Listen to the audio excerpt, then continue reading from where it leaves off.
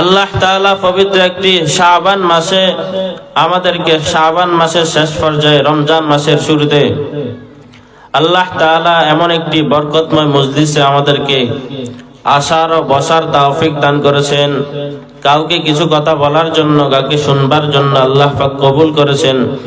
এজন্য আমরা সকলেই অন্তরের গভীর থেকে আল্লাহ পাক রব্বুল আলামিনের দরবারে শুকরিয়া আদায় করি। সকলেই উচ্চ স্বরে এক আওয়াজে উচ্চ কণ্ঠে কালিমাতুশ শুকর আদায় করি, আলহামদুলিল্লাহ। আমি আপনাদের সামনে পবিত্র কালামুল্লাহ থেকে একটি আয়াতে কারিমা তেলাওয়াত করেছি। রাসূল করিম সাল্লাল্লাহু আলাইহি ওয়াসাল্লামের অসংখ্য অগণিত বাণী হাদিস শরীফ থেকে এক টুকরা হাদিস পড়েছি। আল্লাহ পাক রব্বুল আলামিন এই কুরআন এবং হাদিসকে সামনে রেখে আমাকে কিছু কথা বলার জন্য আপনাদেরকে ধৈর্যের সাথে হিম্মত তৌফিক আল্লাহ তাআলা দান করুন শ্রবণ করার জন্য। সকলেই বলেন আমিন।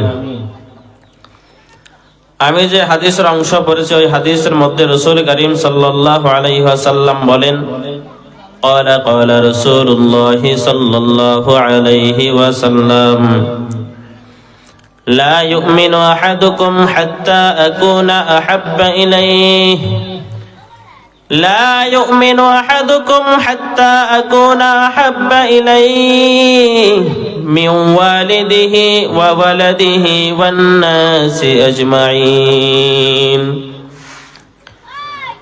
আল্লাহর নবী হাদিসের মধ্যে বলেন, ও দুনিয়ার মানুষ, আল্লাহ পাক রব্বুল আলামিন তোমাকে আমাকে দুনিয়ার জমিনে সৃষ্টি করেছেন। আমি যেমন আল্লাহ পাকের মাখলুক, তুমি যেমন আল্লাহ পাকের মাখলুক, তেমনি ভাবে আমার আল্লাহ আমাদের অন্তর সৃষ্টি করেছেন। আল্লাহ তাআলা অন্তরের মধ্যে একটা ভালোবাসা দান করেছেন। আমরা যেমন আল্লাহ পাকের সৃষ্টি, আল্লাহ তাআলা আমাদের অন্তরের মধ্যে যে ভালোবাসা দান করেছেন, ওই ভালোবাসাটাও আমার আল্লাহ তাআলার একটা সৃষ্টি।